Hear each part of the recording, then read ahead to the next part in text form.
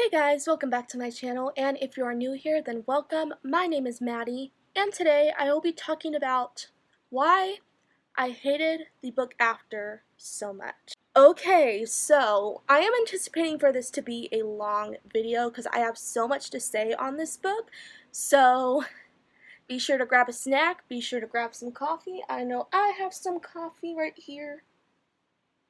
So, because I'm pretty sure this video is going to be very long.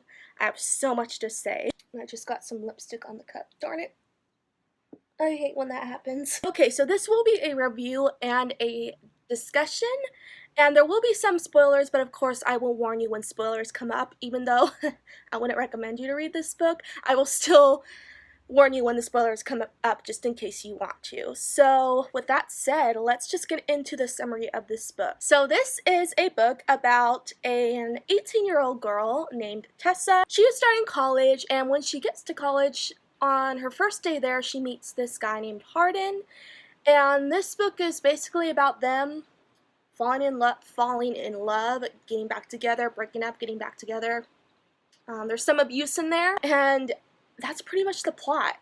It's just them arguing. Alright, so first let's get some things out of the way. So I understand that this is a One Direction fanfiction. It was, if you don't know, it was originally a One Direction fanfiction on Wattpad that got published. And I just want to say, even though I hated this book, that does not mean that I hate fanfiction. In fact, I used to read fanfiction. I used to read Fruits Basket fanfiction, which is an anime.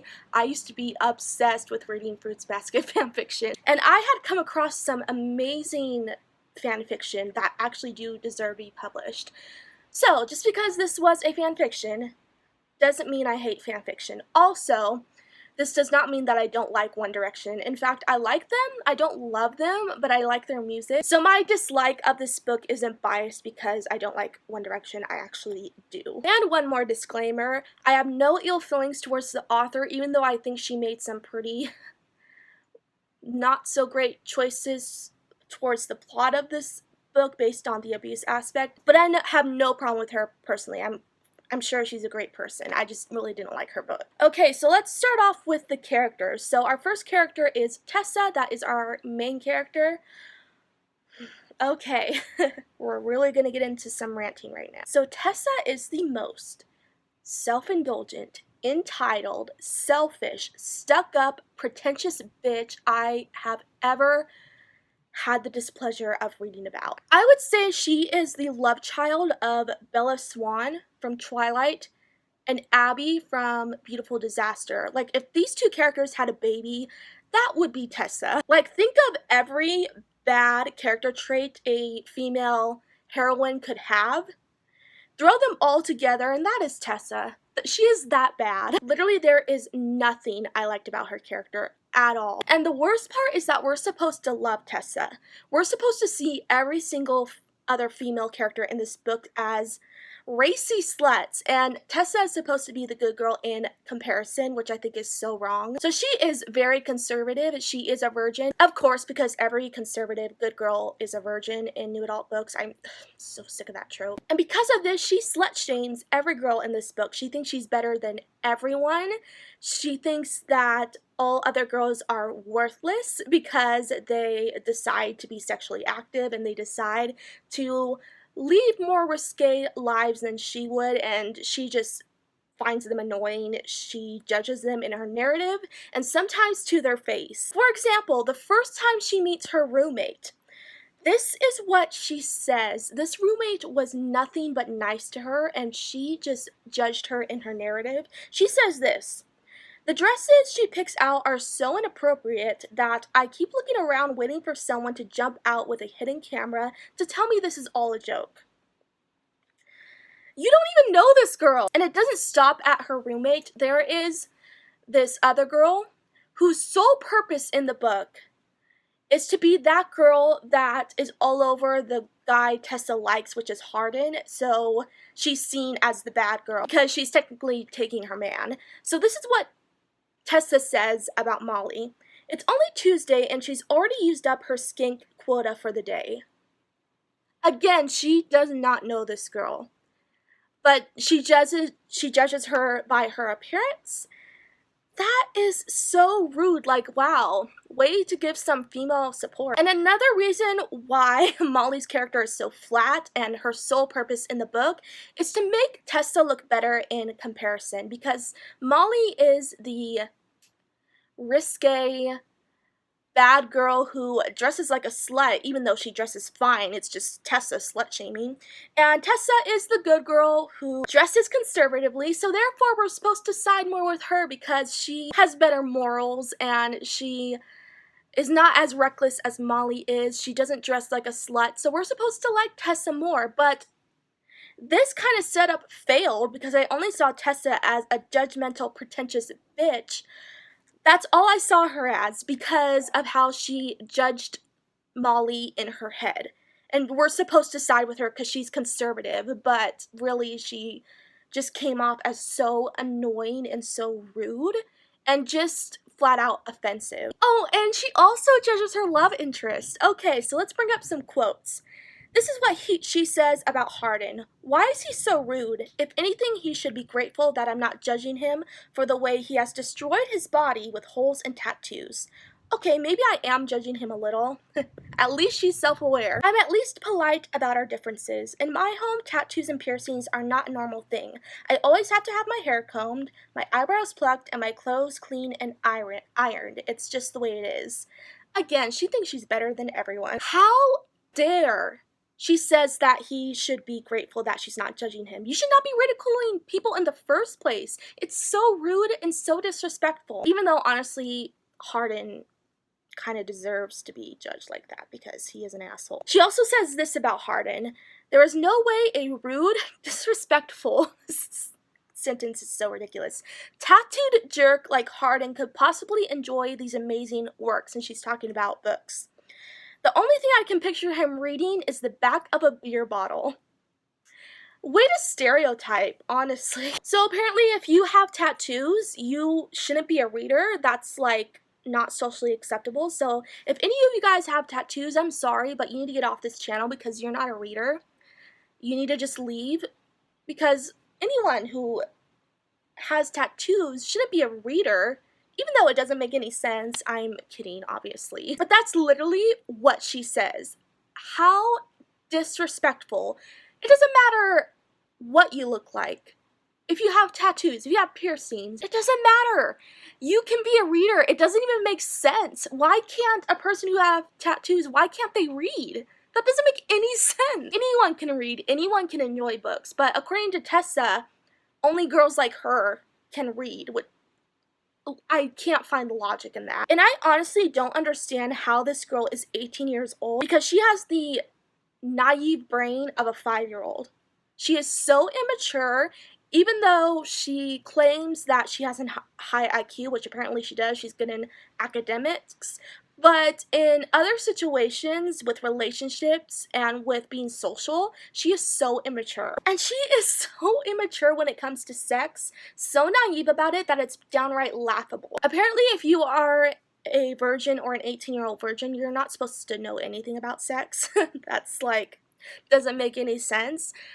If you're a virgin, that doesn't matter. You still know like what sex entails, but Tessa is so naive that it is ridiculous. Her character was way too underdeveloped. For example, she would mention that she doesn't do something, but then in the next paragraph or in the next few pages, she would do just that. She was constantly contradicting herself to the point where it caused for a lot of plot holes in the story and just made her character seem really flat. For example, she would say that she doesn't drink, and then in the next few pages, she would drink. She would say that she doesn't get naked in front of people, but she eventually or soon after gets naked in front of Hardin. And she would say she doesn't party, and then she goes to a party at the next paragraph. I'm like, I don't trust you at all because you just contradict yourself constantly to the point where her character made no sense. I'm like, I don't even know what to believe from you because you just keep doing what you say you don't do. It made no sense. Okay, moving on from Tessa. She is by far the worst character in this book. She is the worst female heroine I have ever read. But coming in second is our love interest, and that is Hardin, aka Harry Styles, who is our hero who we're supposed to swoon over. and think is amazing, but really he's just a possessive asshole. So I'll be honest, I didn't have any ill feelings towards Hardin at first. Like, I kind of understood why he was so moody all the time, because he had been through a lot in his childhood. His father was never there, and he witnessed his mother get raped, which, yeah, that's traumatic. But then I thought, you know what? I've seen characters and I've seen people in real life who have gone through something similar as Hardin, or that have gone through something worse, and they don't turn out to be assholes. Nor is what they went through an excuse to treat people like crap. It just isn't. It's not a good excuse. There's no reason why anyone should abuse someone, whether it's their partner or just their friends or people they know. There's no reason. And the way he treats Tessa and his friends and his family is just appalling. And I really want to know what Harry Styles thinks of how he's being portrayed in this book. I am actually concerned about this book tainting his image because of how terrible Hardin is, and this is a fan fiction, and Hardin is supposed to be Harry, and Hardin is just a terrible person. And from what I've observed, Harry seems like such a nice, cool guy. He seems nowhere near the person that Hardin is at all. But this book makes Harry look like an abusive, awful person. And if I were him, I would be so pissed off that I'm being portrayed like this. Like I'm some abusive asshole when Harry seems so nice. Like, the author claims that she's a fan of One Direction, but she is literally ruining Harry Styles' reputation. Because if anyone picking up this book isn't as familiar with Harry Styles, and they know that this was originally fanfic and that Hardin is supposed to be portrayed as Harry Styles, they're gonna think that Harry Styles is an awful person when he's not, because of how awful Hardin is. That just really sucks.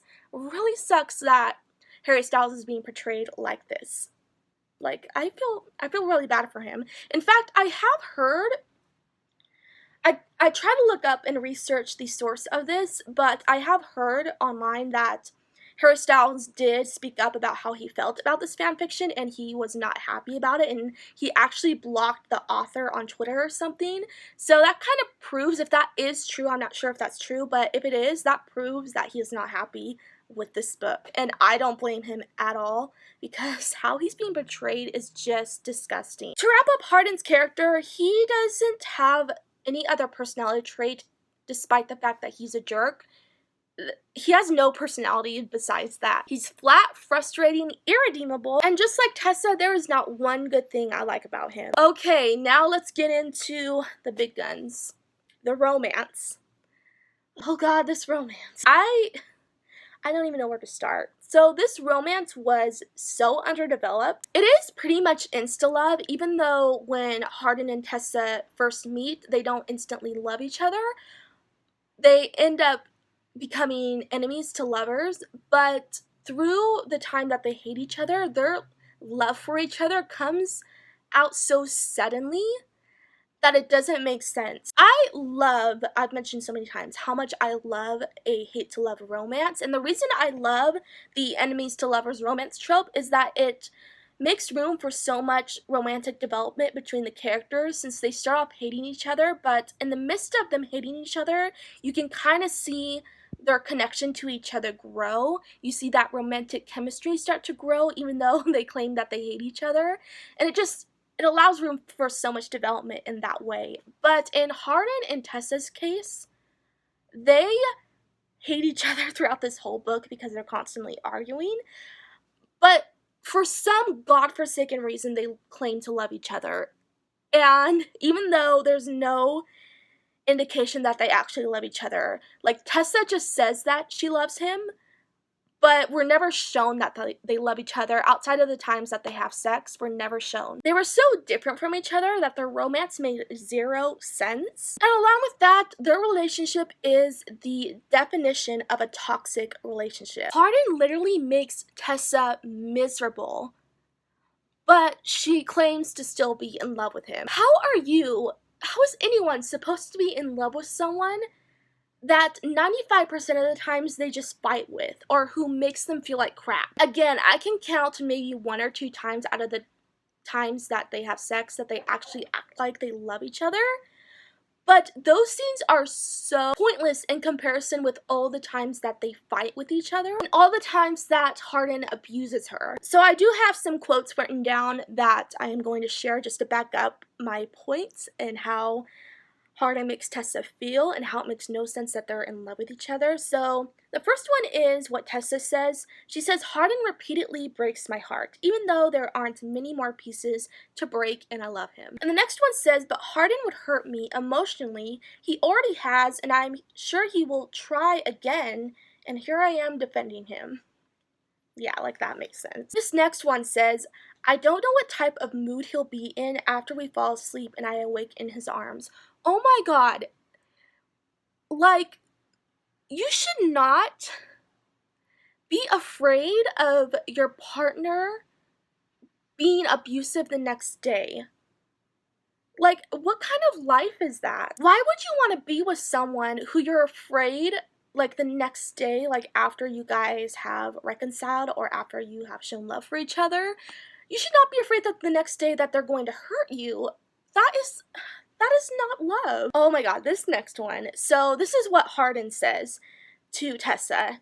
He says, you always push my buttons. You constantly fight with me. You go on dates with Zed. I mean, fuck. You think I like being this way? Do you think I like you having this control over me? I hate the way you get under my skin. I loathe the way I can't seem to stop thinking about you. I hate you. I really do. You're such a pretentious little, and then it ... it goes from there. That one. Oh my freaking god. What is wrong with him? Who says that type of thing to someone they love?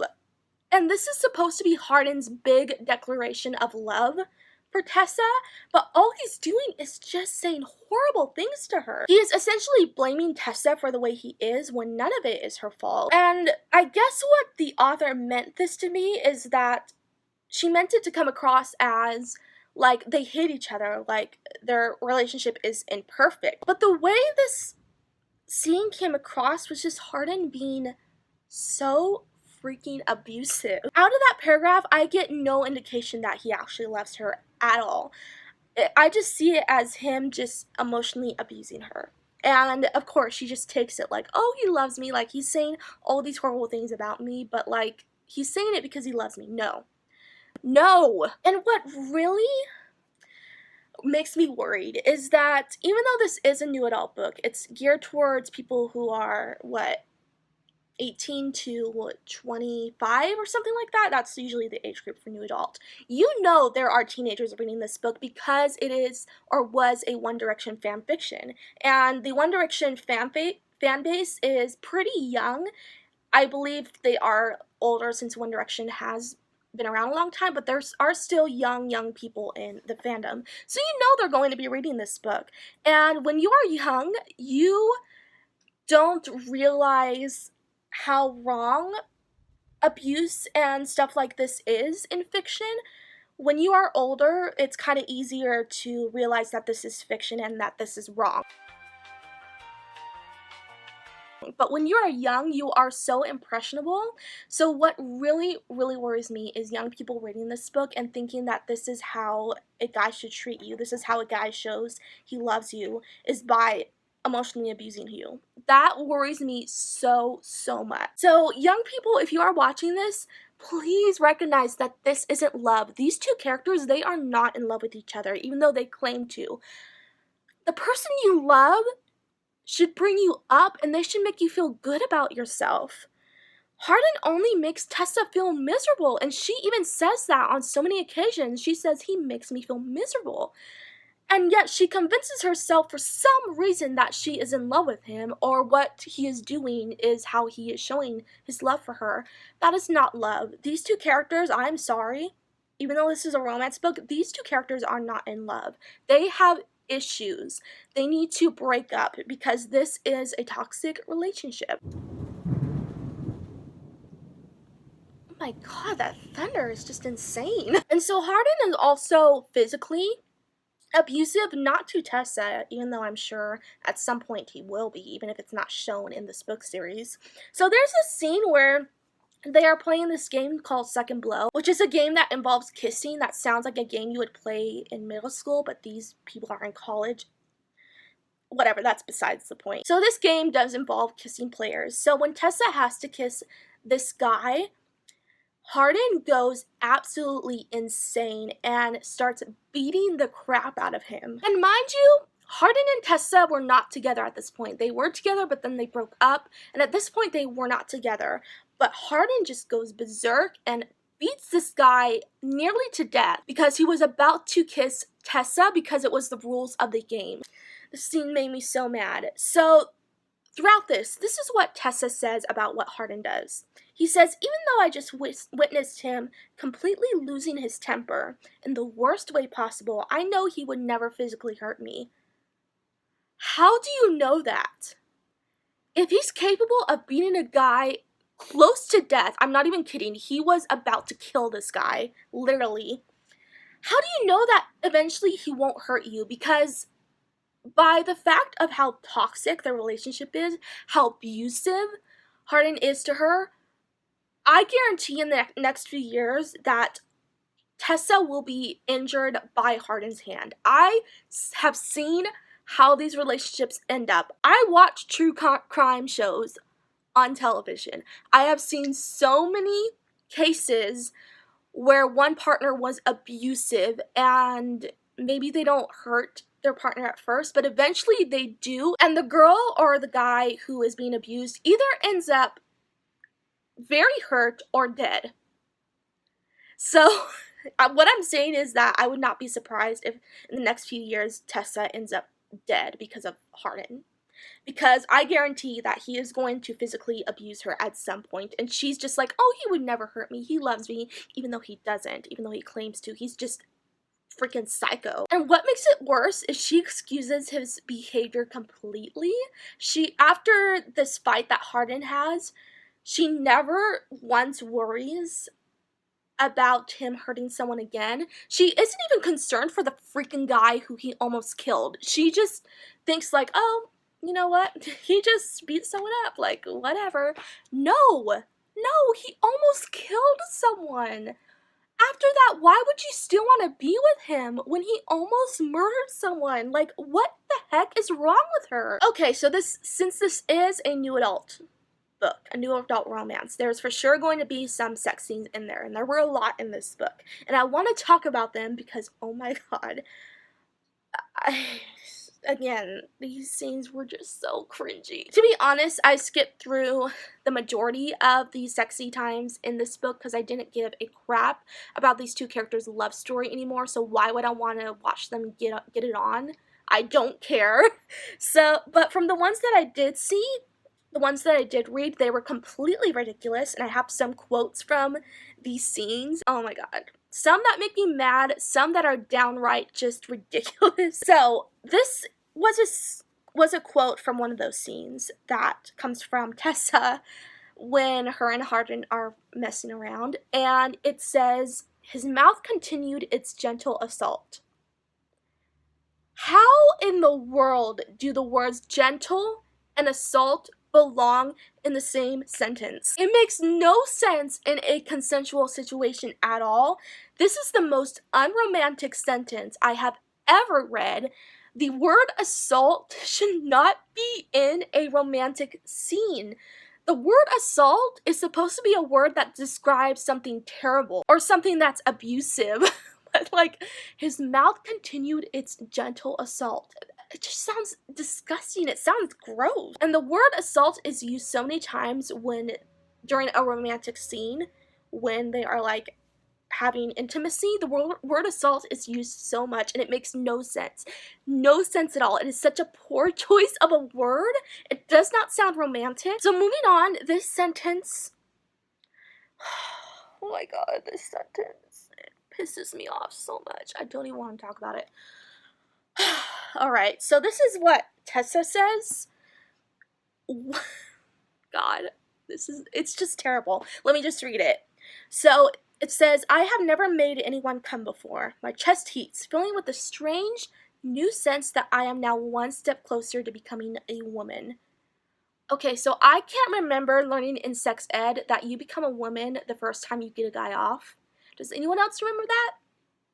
No? You know why? Because it's not true. This sentence is so freaking offensive and sexist, I can't even. I hate Tessa. For her to say that, oh my god. Like, that is further from the truth. You do not become a woman the first time you make a man orgasm. Those two things don't even belong together at all. So if you're not a woman, if you have never made a guy orgasm, you're just not. Apparently, you don't become a woman until you do that. So this is something that Tessa says that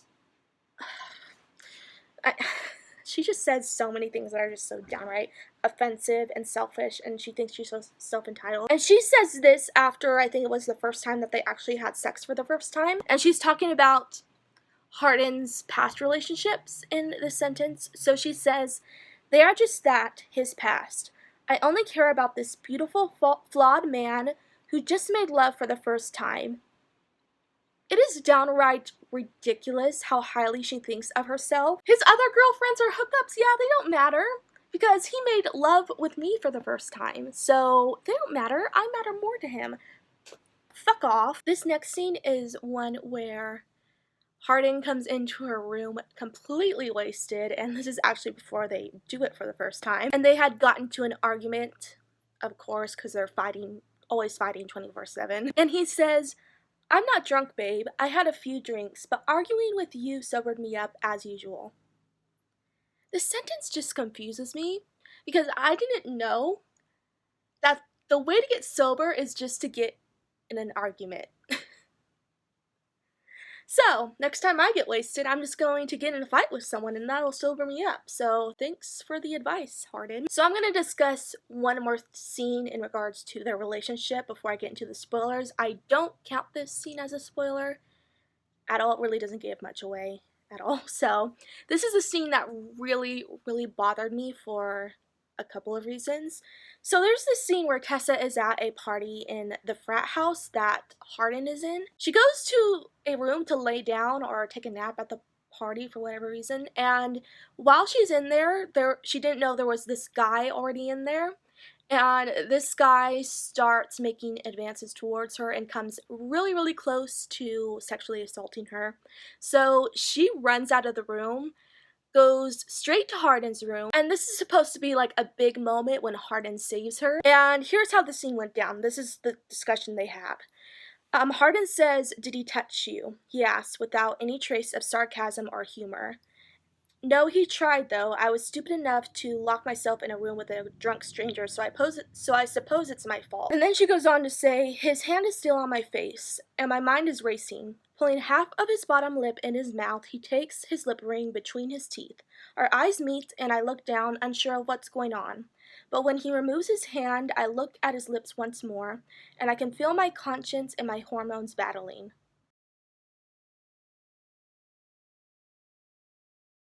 But my conscience loses, and I crash my lips against his, catching him totally off guard. The reason I hate this scene is because what woman in their right mind would make out with someone right after nearly being sexually assaulted? I can't even tell you how unrealistic that is and how offensive that is to actual sexual assault victims. And this scene only exists to bring physical attraction between Hardin and Tessa. That's it. And the evidence for this is because this scene where Tessa nearly gets assaulted is never brought up again. She's never asked how she felt. She's never goes through any PTSD from it. It never bothers her again. The only reason this scene exists is to make Hardin seem like the big hero and we're supposed to like him. That is it. The guy who almost assaulted her is barely even brought up again. He doesn't have any consequence for what he almost did to Tessa at all. When you have a scene like this, you can't just use it as a plot device to get the love interest to bang. I'm sorry, that is wrong. It is disgusting when these things actually do happen, and they should be taken seriously. But a scene like this where Tessa is almost assaulted is not taken seriously. It is used as a plot device, which is just disgusting, and it really bothered me. And I hate how this scene is supposed to make Hardin seem like the big hero because he saved her. I'm sorry.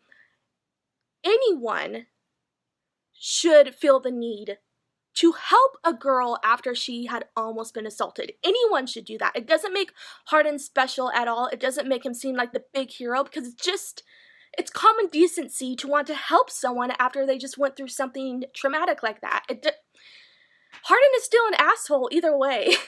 It's like, it doesn't change my mind about him. I still hate him. I just hate this scene. I hate that sexual assault was used as a plot device. It is just gross. It is so gross. So offensive. Alright, so that's all I have to discuss on Hardin and Tessa's relationship. It was...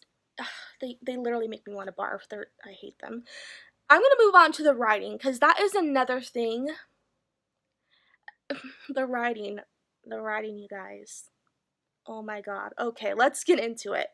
So this writing was really, really, really bad. It was so bad.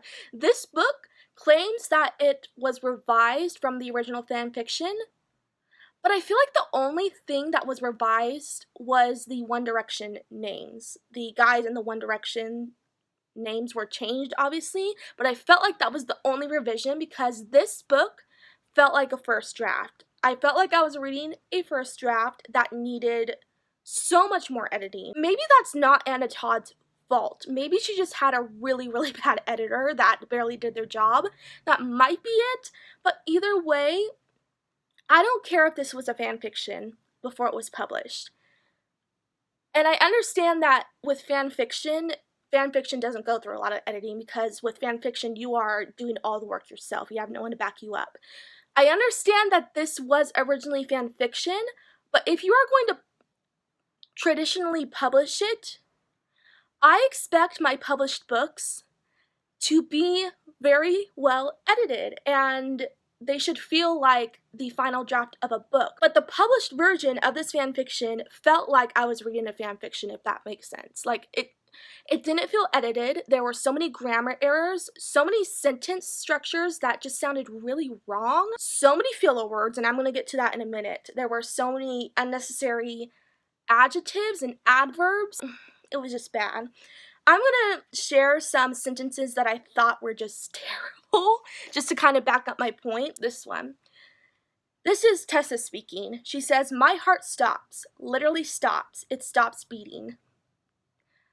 This sentence has been used in other books before, but it just bothers me because it's not physically possible for your heart to stop. It's just a sentence that's supposed to sound dramatic, but I just think it's funny. Like, Tessa, you should be dead. In fact, drop dead, because I don't like you. This one is an example of use of adverbs that just shouldn't be there. It says, "Shortly, half my clothes are neatly folded and stored in one of the small dressers. The remainder are hung neatly in my closet." The shortly makes the sentence sound weird and it doesn't need to be there. And another use of an adverb in this next one, "I quickly put my shoes on, grab my purse, and step out."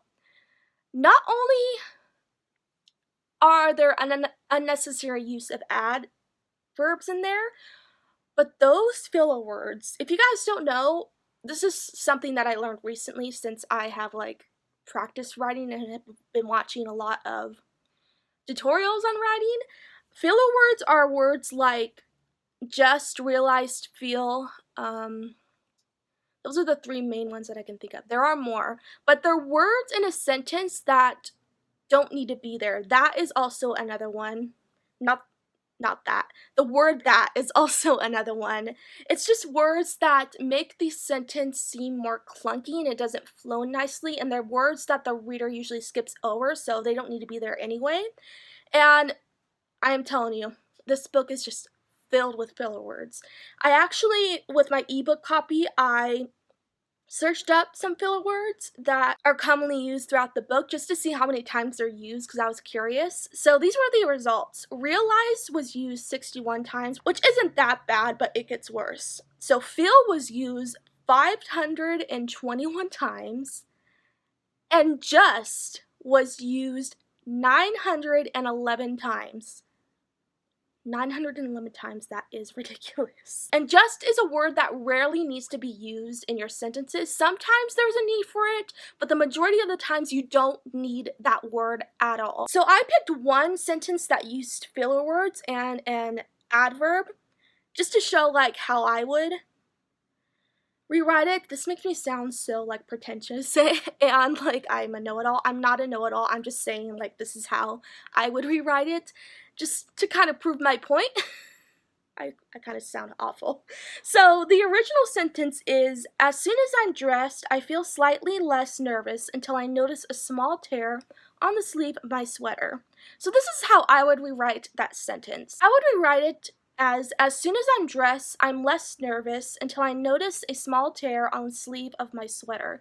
So you kind of see that you don't really need the adverb, or you don't need the word feel in it. The reader already gets that this is something that the character is feeling, so there's no need to put the word feel there if you already have the word nervous there. There's no reason. It actually is more distracting, I find, than anything to use filler words in that way. And again, there's no need for the slightly either. It doesn't add anything to the sentence. You can just drop it and it would make no difference. And along with the use of adverbs, that is why I feel like there's so much telling and not showing in this book. Honestly, I can't even think of a time, barely can think of any times where there are any showing in this book. Based on the evidence that Tessa claims that she's in love with Hardin, but you never feel like they're in love because she just says that she is, but they're arguing all the time, so you're like, are you really in love? That is an example of all of the telling in this book, and the use of adverbs makes it feel like there's so much telling and not enough showing, and that just frustrated me so much. It makes the writing come off as very lazy, and I just didn't like that. So the writing was the worst, one of the worst parts about this book, actually. There is also way too many useless scenes that could have been taken out of the book entirely, of Tessa just getting dressed, getting ready. You do not need scenes like this in a book. So here's one example of that. This is Tessa getting ready, and she says, "My hands shake as I fumble with the zipper on my dress. I don't care for the thing, but my mother insisted that I wear it. I finally win the battle with the zipper and pull my favorite sweater from the back of my closet door. As soon as I'm dressed, I feel slightly less nervous until I notice a small tear on the sleeve of my sweater." I don't care. I don't care what you wear. That paragraph could have been condensed down so much. You could have just said, I got dressed in my favorite sweater and put on a dress or something like that. You don't need all of this detail. It's like the detail in this book is being put in the wrong scenes, and then in other scenes that are more important, there's no detail. It doesn't make any sense. Like, I don't want to read about you getting dressed. It's so boring. Who wants to read about someone getting dressed and going through their everyday boring life? It baffles me. And this is why this book is almost 600 pages long. Yeah, I'm not kidding. This romance book is almost 600 pages long. Why? I'm not even going to ask why, because I know why. With all the use of filler words and all of the useless scenes like this of Tessa just getting ready, that is why this book is as long as it is. Like, the entire middle of the book, you could have taken out so many scenes, because honestly, there were so many scenes that did not matter. You could have taken them out, and it wouldn't have changed the story at all. And that is a bad thing. That means that your pacing is really, really, really off. Like, ugh. There is no reason that a contemporary book should be more than like 400 to 450 pages. Sometimes it is necessary. Like, for example, I actually have the book right here. Let me see. The Unexpected Everything by Morgan Matson is, how long is this book? 519 pages. The difference with this one, though, is I felt like the pacing was actually pretty good. Like, there were no scenes in this book that I felt like needed to be taken out. So this is an example of a very long contemporary book. Even though it was a very, very long for a contemporary book, I didn't feel like there were any scenes that need to be taken out. But it is very rare that a contemporary book should be over 400 to 450 pages, to me personally, because most of the time, contemporary books that are that long have a lot of filler scenes that just don't need to be there. And honestly, the length of this book should have been a red flag to me, because, like I said, there's just no reason for a contemporary book to be that long. It should not be longer than a high fantasy book that needs a lot more world building, so it has to be a long book to make room for all that world building. This book has no world building. It's just about these two characters that just fight all the time, and all the scenes in the middle are just of them just fighting over and over and over again. Okay, so the last thing I wanted to bring out for the spoiler-free section of this review is there's a page full of comments by the original readers of the fanfiction on the page and like little blurbs from them. I don't mean to like offend these people, that's not my intention at all, but I just have to say I disagree with everything that they said. I just thought it was funny. So here's some things that are blurbed by the original readers. It says like, the story is amazing, it's intense, adorable, and perfect. Hessa, no, worst couple ever. I don't even know why you guys like them. Oh my gosh, they make me want to barf. So romantic. I will always ship Hessa, again, barf. Nerve-wracking, so cute. And then this one, they fight and piss each other off, but that's what makes it so realistic. This is the one I specifically want to comment on. Did I read the same book as these people? Because I disagree with all of this, especially the part where the fighting makes it realistic. Couples fighting is realistic. Like, whether you're dating or you're married, yeah, you're going to get in a fight with your partner. Every once in a while. Every once in a while. But fighting like Hardin and Tessa do constantly, all of the time, that is not realistic at all. And maybe it is realistic for a very dysfunctional, toxic relationship. And you know what also isn't realistic? Two people who claim that they are in love, but they don't act like they're in love. They just fight all the time. That is not realistic. So that sentence, that blurb just really bothered me, because it's kind of putting up the stigma that fighting with your partner is realistic, so it should be accepted.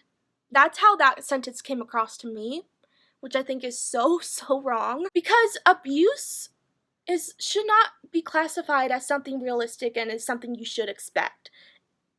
That is so problematic, so wrong. I hate that some readers are classifying this book as really realistic, and that's why we just brush it off because it's so realistic. Why are we viewing abuse as something that is realistic? Again, yes, it happens, but we shouldn't view it as something that we should just take it as it is, because abuse is wrong, and we need to recognize that it's wrong, that you shouldn't treat your partner like crap. Why is this being viewed as realistic? This is why this book just really upsets me, really. Even though I've never been through like an abusive relationship at all, but just the way this book like portrays abuse just bothers me so much, because it's just glorified and I hate it. Alright, that's pretty much all I'm going to say for the spoiler-free part of this review. Overall, stay away from this book. Just don't. I hate saying that I hate a book, because I feel like hate is such a strong word, and I feel mean saying that I hate a book, but I hate this book. In fact, I loathe this book. Like, it's like a step below hate. I hate it. I hate it more than I hated Beautiful Disaster, and if you have been on my channel, you know how much I hated Beautiful Disaster. Beautiful Disaster looks like the best piece of literature I have ever read and compared to After. That is how bad After is. It is just terrible. And you would think, based on how much I said, like, I hate reading about abuse in books, abuse that is glorified in books, that I would have stayed away from this book because I had heard that there was an abusive aspect in this book, but I rationalized picking it up because I thought, if this book is being made into a movie, then it has to be good, right? Like, it shouldn't be as terrible as everyone is saying it is, so that's why I picked it up. But boy, was I wrong. It was still terrible. And in fact, why the hell is this book being made into a movie? Why? Why are we giving this book the attention when it's just terrible? It's not fair to all of those great new adult and young adult books that I have read that actually really, really deserve a movie. But this is getting a movie when the content of it is absolute trash. Why? Why are we giving this book attention? Why? Pisses me off that this book is getting a movie, honestly. And actually, one of the reasons I did pick this up is because it was being made into a movie, so I thought, okay, I'm gonna read the book before I see the movie, but now I want to stay, like, 1,000 feet away from this film. I don't want any part of it. Alright, so, yeah, 1 out of 5 stars. I would give it 0 stars if I could. If I could give it 0 stars on Goodreads, I totally would, because it was that bad, and it's officially the worst book I have ever read. Okay, so now I'm gonna get into some spoilers, so if you guys haven't read this book yet, and you want to, even though I would not recommend it, go ahead and leave this video. And if you have read the book and you want to hear my thoughts on that disastrous ending, keep watching. So let's get into it. Okay, so before I talk about the ending, I want to talk about the cheating that is in this book. If I had known that this book had cheating in it, I would have never picked it up. Because I've mentioned so many times how much I hate cheating.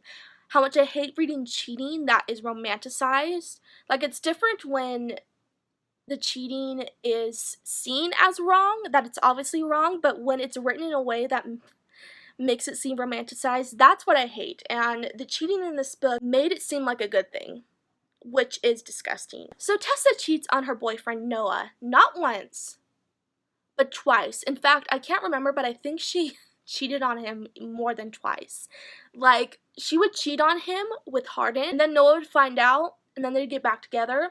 And then Tessa would cheat on him again, and then they'd get back together. Noah was starting to annoy me too, because I'm like, why do you keep giving this bitch second chances when she keeps cheating on you? And she's not even a good person. And her reasoning for not breaking it off with Noah when she knew that she was more interested in Hardin was just so stupid, because she didn't want to hurt his feelings. Okay, but stringing him along is even worse. Sure, if you break up with him, he's going to be a little hurt, but it's nowhere near as worse than stringing him along while you are cheating on him with Hardin. Why would you do that to him? It is just awful. And after a while, it's apparent that she doesn't give a crap about Noah, because she just keeps on cheating on him over and over and over again, even though she claims that she still cares for him. Her actions say differently, because if she cared for him, she would either stop cheating or break up with him so that she's not stringing him along. She doesn't care about Noah. I don't care what she says. She does not care. Okay.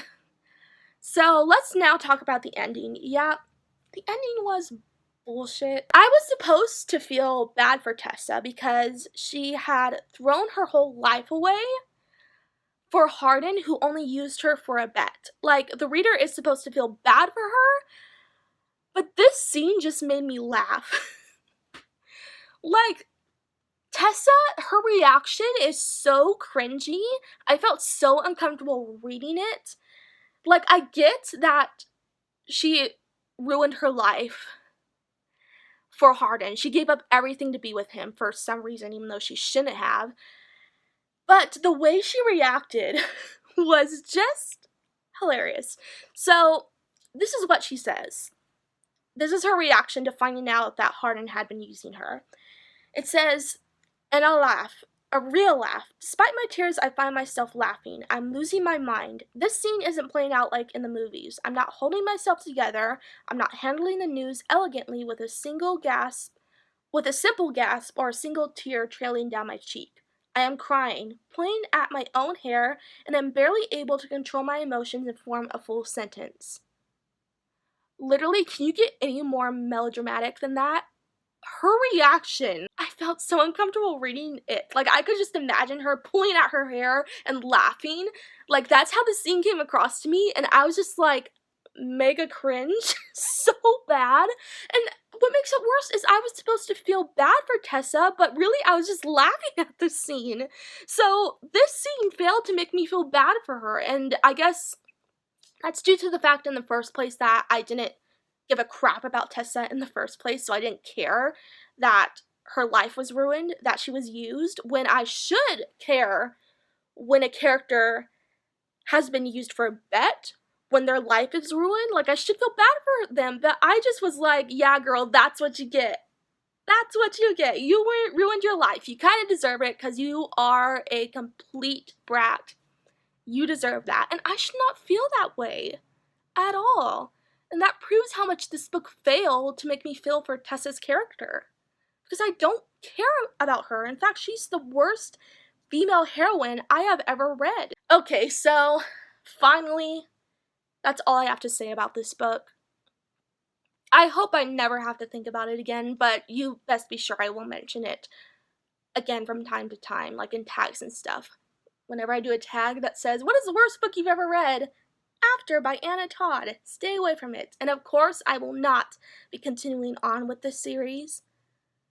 The books in this series just get longer. Like, one of the books is like 800 pages. And I'm like, are you kidding me? What could be added to this series that could make the book so long? In fact, I've heard from people who have continued this series that it's basically the same as After. They just fight and make up and break up, fight again, rinse and repeat over and over again, and I don't have time for that. I'm not going to put myself through that. And then I heard how the series ending, they get married and they have kids, which just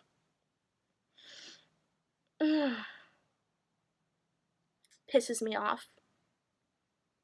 Like, Tessa, unless Hardin has redeemed himself by the end of this series, then there should have been no reason why you married him. You should have broken up with him a long time ago, but maybe he redeems himself in this series. I don't know, but I don't feel like taking the time to read the series that I know I'm just going to torture myself with if I have to read it again when I've heard that the plot of the entire series is just repetitive and it's just them fighting over again. I don't got time for that. Okay, so I'm going to wrap up this long video. If you have watched to this point, thank you so much.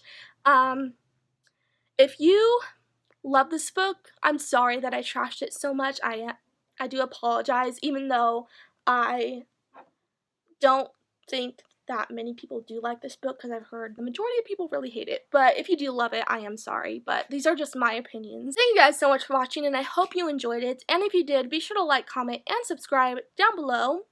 If I didn't offend you, do that. I would appreciate it.